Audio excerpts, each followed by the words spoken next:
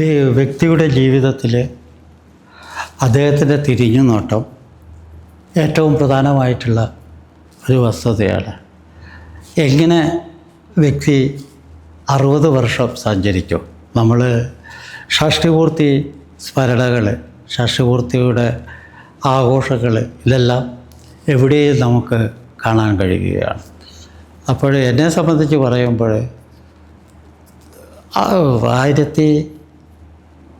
1999 എൻ്റെ 60-ാം വർഷം എത്തുമ്പോഴേ ഒരു തിരിഞ്ഞുനോട്ടം വേണമെന്ന് പല സുഹൃത്തുക്കളും എല്ലാ വിദ്യാർത്ഥികളും എല്ലാം തന്നെ നിർബന്ധിക്കുകയുണ്ടായിരുന്നു. അതായത് കയ്യൂരിൽ നിന്ന് പട്ടേൽ പണിയിൽ നിന്ന് ആരംഭിച്ച് സർവകലാശാല പഠനവും ഗവേഷണവും എല്ലാം പൂർത്തിയാക്കി അനേകം വിദേശയാത്രകളിൽ സഞ്ചരിച്ച് അവസാനം കാലിക്കറ്റ് യൂണിവേഴ്സിറ്റിയുടെ VC സ്ഥാനത്ത് എത്തിയിട്ടുള്ള ഒരു തിരിഞ്ഞുനോട്ടം, വിദ്യാഭ്യാസം നിഷേധിക്കപ്പെട്ട് ആ വിദ്യാഭ്യാസം പൂർത്തീകരിക്കുവാൻ വേണ്ടി നടത്തിയ പ്രയത്നങ്ങളുടെ ഭാഗം കൂടിയാണെന്ന് തോന്നുന്നു. അതുകൊണ്ട് തന്നെയാണ് ഞാനിതിനെ ഈ എൻ്റെ ആത്മകഥാംശത്തിന് ചരിത്രത്തിൻ്റെ പാതയിൽ എന്ന പേര് കൊടുത്തിട്ടുള്ളത്.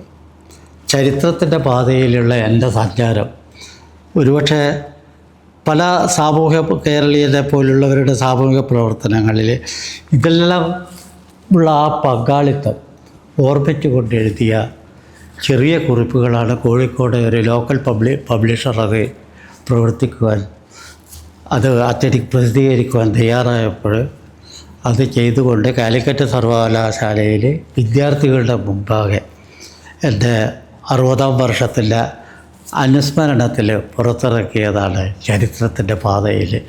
അതിൽ എൻ്റെ വ്യക്തിപരമായ കാര്യങ്ങളെക്കാളും ഞാൻ സമൂഹത്തിൽ ഞാൻ എന്ത് ചെയ്തു, തീയങ്കലയെ വളർത്തിയെടുക്കുവാൻ വേണ്ടി ചരിത്ര വകുപ്പിനെ കാർഷിക ഭൂപരിഷ്കരണ പഠനങ്ങളുടെ ഒരു കേന്ദ്രമായി വളർത്തിയെടുക്കുന്നതിൽ ഇതിലെല്ലാം ചെയ്ത പ്രവർത്തനങ്ങളിലേക്കുള്ളൊരു തിരിഞ്ഞുനോട്ടം കൂടിയായിരുന്നു ഈ സ്മരണകൾ.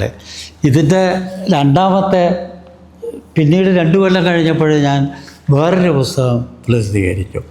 ആ പുസ്തകമാകട്ടെ വികസനം പോരാട്ടം, ഒരു വൈസ് ചാൻസലർ തിരിഞ്ഞു നോക്കുമ്പോൾ എന്ന പുസ്തകമായിരുന്നു.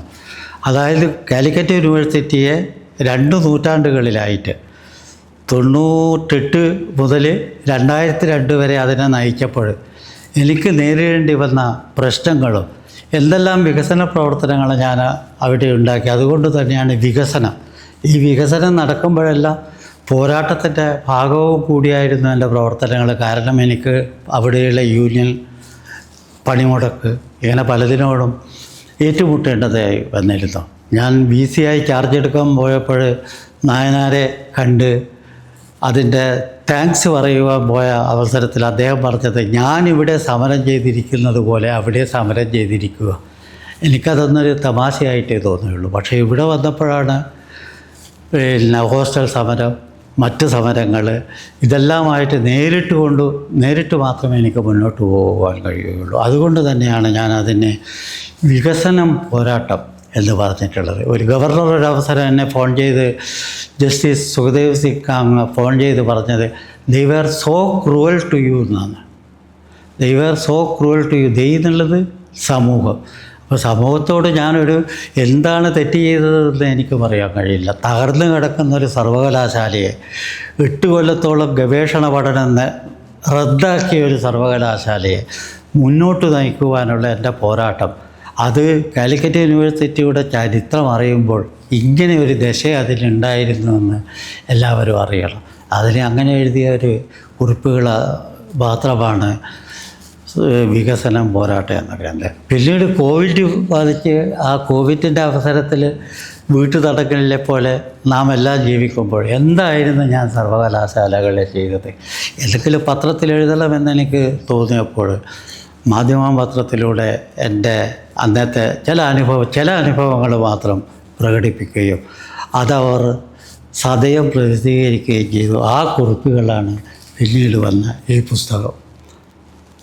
ഒരു മുൻ VCയുടെ ഓർമ്മക്കുറിപ്പുകൾ, ചെറിയ പുസ്തകങ്ങളാണ്. ഈ 3 പുസ്തകവും വലിയ ഒരു ഓട്ടോബയോഗ്രാഫി ആണെന്ന് ഞാൻ വിചാരിക്കും. പക്ഷേ ഒരു വ്യക്തി അനുഭവിച്ച വിഷമങ്ങളും അതിനെ നേരിട്ടതും എല്ലാമായിട്ടില്ല. സർവകലാശാലയെ സംബന്ധിച്ച് വി സിമാരെല്ലാം തന്നെ, കേരളത്തിലെ വി സിമാരെല്ലാം തന്നെ വായിക്കേണ്ട ഒരു പുസ്തകമാണെന്ന് തോന്നുന്നത്. എങ്ങനെയാണ് പെട്ടെന്ന് അവിടെ യൂണിയൻ പ്രവർത്തനങ്ങളിലൂടെ നിങ്ങൾക്ക് കടന്നു പോകേണ്ടി വരുന്നത്. യൂണിയൻ പ്രവർത്തകർക്ക് ആ പ്രവർത്തനങ്ങളുമായി പ്രതിഷേധിച്ചുകൊണ്ട് മുന്നോട്ട് പോയാൽ മതി. അതേസമയത്ത് വൈസ് ചാൻസലർമാർക്ക് സ്ഥാപനത്തെ എങ്ങനെ ജനകീയമാക്കി മാറ്റാം, എങ്ങനെ മുന്നോട്ട് കൊണ്ടുപോകണം, ഇതെല്ലാമുള്ള പാഠങ്ങളാണ് തരുന്നത്. ഈ ചിന്തകളിലേക്കുള്ള ഒരു തിരിച്ചു നോട്ടമാണ് എൻ്റെ ജീവചരിത്രപരമായ ആത്മകഥാംശപരമായ ഈ 3 കൊച്ചു പുസ്തകങ്ങളും എന്ന് ഞാനിവിടെ പരിചയപ്പെടുത്തട്ടെ.